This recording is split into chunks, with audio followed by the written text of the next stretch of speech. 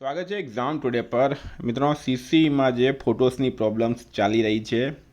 ઘણા વિદ્યાર્થીઓનો પ્રશ્ન છે સાહેબ જે પ્રોબ્લેમ થઈ એના માટે અરજી કરવાની છે એનો ફોર્મેટ કેવો રાખવો કઈ રીતના અરજી લખવાની છે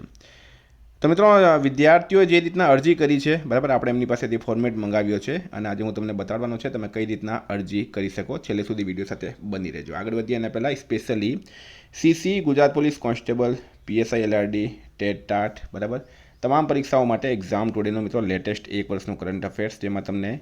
India current affairs Gujarat current affairs international current affairs બરાબર સાથે ટોપિક વાઇઝ કરંટ અફેર્સની પીડીએફ છેલ્લા એક વર્ષની અલગ અલગ મહિનાની અલગ અલગ કરંટ અફેર્સની પીડીએફ 10,000થી વધારે પ્રશ્નો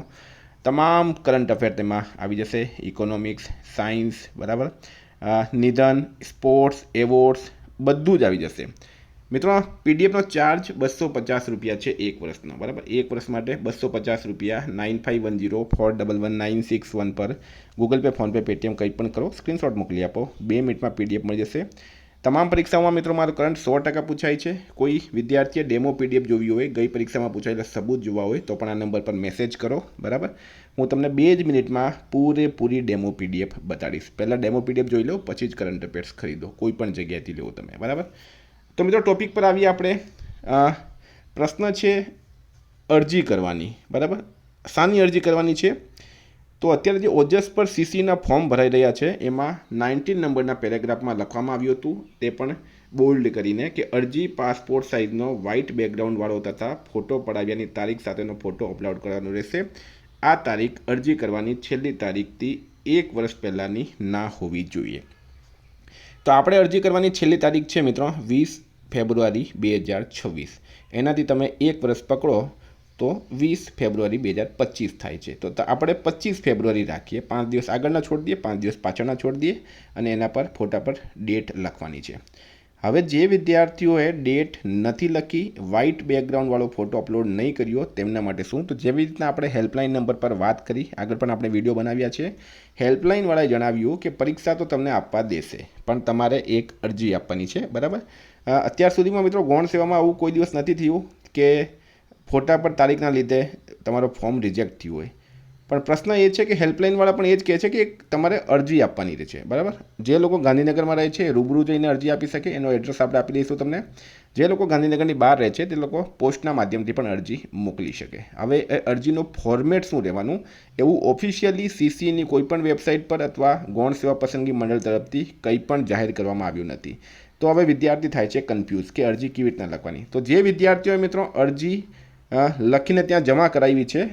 બરાબર એનો ફોર્મેટ આપણે મંગાવ્યો છે એમની પાસેથી ફરી તમને જણાવી દઉં ઓફિશિયલી એવું કોઈ પણ ફોર્મેટ ગૌણ સેવા પસંદગી મંડળ તરફથી બહાર નથી પાડવામાં આવ્યું બરાબર તો પહેલી વાત તો ફોટોગ્રાફ્સ કેવા ચાલશે બરાબર અરજીનો મિત્રો ટેલિગ્રામમાં મૂકેલ છે એ પણ તમને જણાવી દઉં અરજી ફોર્મેટ તમને બતાડીશ અને ટેલિગ્રામમાં પૂરેપૂરું ફોર્મેટ પણ મૂકેલું છે તો આમાં પણ તો તમે જુઓ આમાં તમારે બેકગ્રાઉન્ડ વ્હાઇટ નથી બરાબર આમાં બેકગ્રાઉન્ડ વ્હાઇટ છે પણ તારીખ લખેલી નથી આમાં બેકગ્રાઉન્ડ વ્હાઇટ છે અને તારીખ પણ લખેલી છે તારીખ તમે લખી શકો તમારા હિસાબે 1 વર્ષની તારીખ તમારે હોવી જોઈએ એનો મતલબ એ કે ભાઈ તમારો ફોટો જે છે લેટેસ્ટ છે તારીખ ખાલી લખવાની છે હવે તમે એમાં ગુજરાતીમાં લખો કે ગમે તેમાં લખો કે ગમે ડેટ લખો તારીખ લખો કંઈ પણ લખો પણ એ રીતના તારીખ તમારે મેન્શન કરવાની છે બરાબર હવે મિત્રો અરજી કરતી વખતે શું મોકલવાનું સાથે જો પહેલાં તો આ ફોર્મેટ જોઈ લો તમે આપણે આ 2 ફોર્મેટ મંગાવ્યા છે બરાબર આ 2 ફોર્મેટ આપણે મંગાવ્યા છે અને આ 2 ફોર્મેટ આપણે અહીંયા તમને સ્પષ્ટ નહીં દેખાશે ટેલિગ્રામ ચેનલમાં મેં મૂક્યા છે ટેલિગ્રામની લિંક નીચે ડિસ્ક્રિપ્શન બોક્સમાં તમને મળી જશે બરાબર ટેલિગ્રામની લિંક નીચે ડિસ્ક્રિપ્શન બોક્સમાં મળી જશે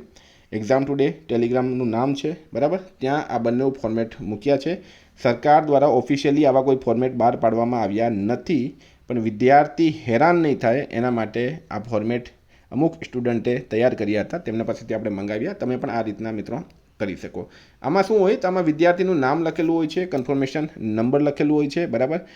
સાથે મિત્રો જે આ સીસીની ભરતી છે એનો પૂરેપૂરું તમારે માહિતી લખવાની કઈ ભરતી છે બરાબર એપ્લિકેશન નંબર કઈ છે એ પૂરેપૂરી લખવાની જીએસએસએસબી જે પણ હોય તે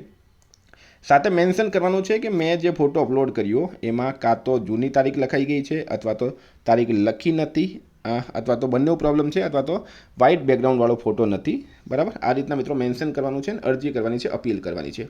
એક બેસ્ટ ઓપ્શન તમારી પાસે એ પણ છે કે તમે નવો ફોર્મ ભરી દો, બરાબર. જૂનો ફોર્મ જે છે એ તમારો ઓટોમેટિક રિજેક્ટ થઈ જશે, પૈસા તમારે ભૂલી જવા પડશે, 400-500 જે પણ રૂપિયા છે એ ભૂલી જવા પડશે. નવા ફોર્મમાં તમે આવી કોઈ મિસ્ટેક નહીં કરો, એ રીતના તમે નવો ફોર્મ ભરી શકો. અને મને આ સૌથી બેસ્ટ ઓપ્શન લાગે છે, બરાબર. એક વખત 400-500 રૂપિયા જશે, પણ આ બેસ્ટ ઓપ્શન મને લાગે છે. તમને જે રીતના ઠીક લાગે એ રીતના તમે કરી શકો, બરાબર. હવે મિત્રો, એપ્લિકેશન તમે જો ઓજસ પર ભરી છે એ તમારે એટેચ કરવાની છે સાથે, બરાબર. એપ્લિકેશન ફોર્મ ઓજસવાળું ઝેરોક્સ એટેચ કરવાની, ફીસની રિસિપ્ટ તમારે એટેચ કરવાની છે, તમારું નામ, કન્ફર્મેશન નંબર, અરજી ક્રમાંક, બધી માહિતી લખવાની છે. સાથે ફોટો તમે અપલોડ કર્યો એવો એક ફોટોગ્રાફ પણ તારીખ સાથે લખીને મોકલી શકો છો તમે, બરાબર. ઓફિશિયલી સીસીની વેબસાઇટ પર આવી કોઈ માહિતી આપેલી નથી, બરાબર. સરકાર દ્વારા, ગૌણ સેવા દ્વારા પણ આવી કોઈ માહિતી આપવામાં આવી નથી. પણ આપણે જ્યારે હેલ્પલાઇન નંબર પર વાત કરીએ છીએ ત્યારે મિત્રો એ લોકો આવી માહિતી આપે છે, બરાબર. હેલ્પલાઇન નંબર પર જઈએ ત્યારે આવી માહિતી એ લોકો આપે છે. તો મિત્રો, સંપૂર્ણ મેં તમને માહિતી આપી. હવે તમને એડ્રેસ આપું છું. તો આ છે મિત્રો ગૌણ સેવા ઓફિસનો એડ્રેસ, બરાબર. ગુજરાત ગૌણ સેવા પસંદગી મંડળ, કર્મયોગી ભવન, બ્લોક નંબર 2, પહેલો માળ, નિર્માણ ભવનની પાછળ, સેક્ટર 10A, ગાંધીનગર 382010. અને હેલ્પલાઇન નંબર છે 07923258916. આ રીતના મિત્રો તમે હેલ્પલાઇન નંબર પર પણ ફોન કરી શકો અને એમની પાસેથી પણ માહિતી લઈ શકો. હું જે તમને માહિતી આપી છે પૂરી હેલ્પલાઇન નંબર પર વાત કરીને પછી આપી છે. અરજીનો જે ફોર્મેટ છે એ ટેલિગ્રામમાં મૂક્યો છે. ટેલિગ્રામની લિંક નીચે ડિસ્ક્રિપ્શન બોક્સમાં છે. Thank you friend. ફરી મળીશું. જય હિન્દ, જય ભારત.